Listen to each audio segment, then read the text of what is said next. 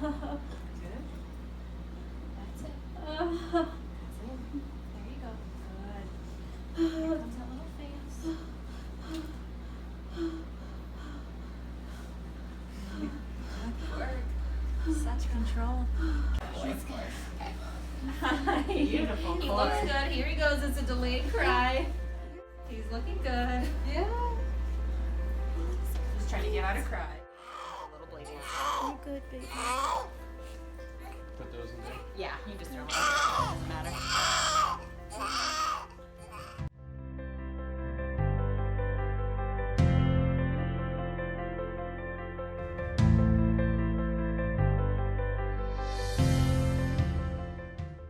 Hey everybody, welcome back to my Chanel. It's nice to say that again. I've given myself a couple weeks off because I had a baby and I needed to give the attention to the people already in my house. My husband, my 2-year-old, and now my newborn. But today I'm sharing my birth story and I'm very excited about it. Quite the story, completely different than my first birth. So let's just dive right into it. And this is fantastic, by the way. It's almond milk, cacao, maca powder, raw manuka honey, and a touch of cinnamon. Okay, so I was 4 days overdue. My due date was originally October 31st, and Sunday, November 3rd, the day, Tate and I were sitting in church and I started feeling pressure down in like my uterus area, and I was just like, oh, maybe, I don't know, focus on the sermon, okay? So I started just like looking at my clock to see how far apart these pressures were, and that was kind of the beginning. Then we got in the car, and I told Tate when we got in the car, because I didn't want to freak him out. He gets a little anxious sometimes, but let's just, regardless, I told him in the car, and he was just like, so do you think it's today? And I was like, you know what? That'd be really nice if it was today. I just don't really know if these are contractions or not, because it wasn't sharp pain. It was just kind of like this pressure. I was like talking, breathing through them. It wasn't anything that I was just like, this is a contraction. But I was like, maybe it's just a sign. Maybe it's a sign that it's in the next couple days. Prior to that, I had been losing a lot of mucus. With staying like feminine and appropriate here, you can look that up. It's a sign of your cervix opening a little bit. So that was happening about 2-3 days prior. So as soon as we got home, Tate and I were like, let's get this baby out. Let's do this. So we did a couple spinning baby techniques, which is a very, very fascinating program where they just give you exercises to position the baby correctly and to kind of like lift the baby out of your pelvic area so that labor is easier. So we did one called Shake the Apples, and a couple, like 3 other exercises called the 3 Sisters. You can look them up. I'll link them below. I swear by them. I think my labor went the way it did because of these exercises. And then we released some oxytocin, which I'm not going to go into details. It's a hormone that comes out when you are feeling very much in love. Is that, you know, a respectable way to say it? So let's just continue on. That honestly started things off about 5 minutes after we did those exercises, and then, you know, the married thing. I started feeling a little bit more intense pressures, and I was just like, I think that worked. I think that stimulated something. And by the way, I didn't call them contractions. During my labor, I called them waves because the word contraction just has a negative connotation to it. So from here on out, I'll call them waves. So I was getting waves about every 5 minutes, and they were still very, very mild. Like, I was cleaning. We watched like a couple chick flicks, things that were just like making me happy and relaxed. I called my mom and dad around 3 o'clock. And I said, I think things are happening. I think things are stirring up. I called my doula. I told her what was going on, and she's like, oh, it definitely sounds like things are moving and progressing. I wouldn't be surprised if the baby was born tonight. And then after that, called Tate's parents and told them to come pick up Riker because I was just unsure of what was gonna happen, and I'd rather Riker be in like a pretty secure place in case, like in the middle of the night, we needed to go to the hospital, something like that. So all the parents were notified. I'm sure all the siblings were notified after that. I have 5 other siblings. Tate has 4 siblings. And so everyone was notified, okay? That was about like 3 o'clock. So about 5 o'clock, I texted my doula. I was like, it still feels very, very mild. My waves are about 5 minutes apart to 7 minutes apart. So I was like, oh my goodness, I'm probably gonna end up having this baby in the middle of the night, and it's gonna be a long night. So I was getting excited. So I was just like, I need my emotions to stay very neutral. And with that being said, I just started nesting. I was cleaning, I was doing the dishes, I was doing laundry, pretty much anything I could think of to distract me. And then I was like, okay, nothing is changing. My waves were pretty mild still. They were kind of climbing up the scale on like a pain level.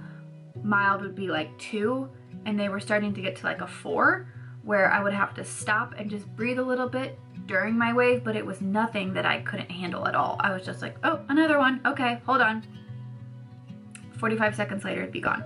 So around 7 o'clock, I called my sister and her boyfriend in Chicago. And I was like, yeah, honestly, like nothing is happening. I'm just resting so that my body is ready for battle in the middle of the night because I feel like it's just gonna take a while to get there. She was like, okay, well, I love you. Just keep me posted. That was at 7 o'clock. And I was like, okay, see ya. I think I'm gonna go jump in the shower and maybe try to take a little nap. Literally, I said that. I'm gonna try to take a little nap so I'm well rested for the evening. So I jump in the shower. If you don't know much about birthing or natural births, this might be news to you, but when you feel like you need to go number 2, that's also a sign of your body like needing to release and get rid of everything inside so that the baby can make its debut. Okay, so that's also another sign of labor. So I jumped out of the shower because I had to go number 2. That's how I felt.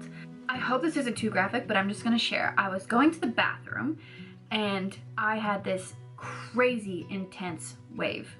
Not crazy intense. I don't want to make it sound so dramatic because this is completely normal. I had a wave that was like level 7 to 8 and kind of shocked me. So the shock factor maybe pushed it up to a 9 or a 10, but I was like, what is happening? And within seconds of that wave, my water broke and it sounded like a balloon popped. And I was not expecting that either because I had read that like 2 out of 10 women's water breaks. So that happened kind of all over my floor. I wasn't sitting on the toilet at this point. I was kind of like squatting on the toilet because that was more comfortable for me. Sitting down made me feel like the baby was going to come out of my booty. I'm really trying to be as feminine and respectful as possible as I'm explaining this, but I also want to be completely real and tell you guys what happened. So I'm like halfway squatting on this toilet. My water breaks, it goes everywhere. Tate's like around the corner in our living room. I was just like, okay, pull yourself together. Then you can walk outside and tell Tate that things are really progressing and we need to call Gail, our doula. Within maybe like 1 minute of me telling him to call Gail, my body starts pushing the baby out. It was not me, but I just stood there over the couch without anything on because I couldn't move. Like any like big movement would send me into another wave. And I was just like, Tate, my body is pushing this baby out. That's literally what I said. And Gail heard me because she was on speakerphone. And she was like, did Margaret just say she was pushing? Let's just meet you at the hospital. Get your things and we'll just meet there. And it was like, it's like crazy to even think back about my emotions at this time. I really didn't even have time to think because it was just from mild contractions to my shower to getting out of the shower and being in like full active labor. So Tate, obviously, when I told him I was pushing, I was not laughing, but his eyes were like this big. He's like, are you okay? And I was like, let's just get the bags and get in the car. And at this point, I didn't time them because I didn't want to be too like restrictive about my waves. I just wanted to let them go and I wanted it to be like as less invasive as possible. So I wasn't even timing them. I'd say they were probably like a minute and a half apart. But he had to help me put clothes on because I couldn't even bend over to put clothes on. That's how fragile my body was. Like if I had huge movements, my body would go into another wave. Okay, so we get in the car. I didn't know this part, but the car ride was the worst part of the entire birthing process. My hands were on the back of the captain's chair and I was kind of like in a tabletop position because I just could not sit. So I had maybe 3 contractions in the car within an 8-minute span. And each time I would just grab onto Tate's arm and just like breathe through it, reminding myself that this is normal, my baby is coming. This is normal, my baby is coming. Pull up to the hospital and by this point I can barely talk. And again, I don't want this to scare you from the pain. It's just like this pressure. I was just in game mode. So I told Tate, pull up to the entrance and leave the car there. Give me a wheelchair. And he obeyed. Great. Good job, Tate. Wheeled me in. And of course we got the wheelchair with like the janky wheel that was like, and he was going slow because of that. And the only thing I said from the car to the hospital birthing room was, go faster. Because he was obviously trying to be careful with me, but I was like, please no, this baby is coming now. So we get into the Mercy Birthing Center, which is so amazing. I will do a separate video on why I chose the Natural Birthing Center versus epidural. But we get in there, they already have the bath started, and I get undressed and they help me into the bath. When I got in the bathtub, she could feel his head. That's how close he was. He was crowning. And then the next 15 minutes, it was just a matter of mind over anything else. So in my mind, I just kept saying, don't push, don't force, let the baby do its thing. And just like within a few short minutes, they were like, okay, the baby's coming. We're gonna have to, can you get out of the bath, Margaret? And I was like, no. Obviously I said no because I was in the middle of a contraction, and then I thought about it during a break, got out of the tub. So now I was on the outside of the tub. I'll show a picture here. At this point, I could feel the baby, which was just insane. They asked me if I wanted to feel the baby. Again, it was in the middle of a surge. So I was like, no, I just wanted to get the baby out. Didn't want to waste time reaching down and feeling the baby. And then during a break, I reached down and I felt the baby and I was like, whoa. I did not push. I just let the baby come out, but it was pretty much like 2 minutes of half of the baby's head being out and half of the baby's head still being in my body. Walk down the stairs, a chill in the air, and I wanted to run into your arms, time frozen there. Oh my love, oh my love, I'll play it on like a song. So I'll just start by saying this. I can't believe how well my birth went.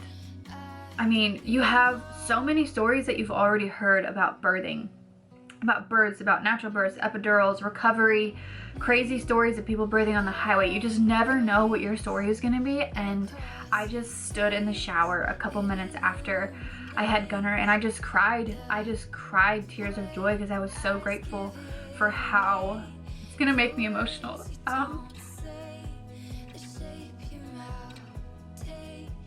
Really just like how kind the Lord was to make it such a beautiful process. Like just being a part of creation is so humbling, and then the fact that that's the story I got to tell, that it was just almost easy and like incredibly beautiful. I was just so humbled. I don't have any other word other than just like how humbled I was to have had a birth like that. That concludes my birthing story. I can't believe I just got to film this. I've been excited for this vlog, this video for a very long time. So thank you for watching. If you enjoyed it, like and subscribe because I'll talk more about my birthing process, my recovery, life with 2 boys now, and all the fun stuff that comes with being a mom again. Cheers to you moms. You're amazing. I will see you in my next video.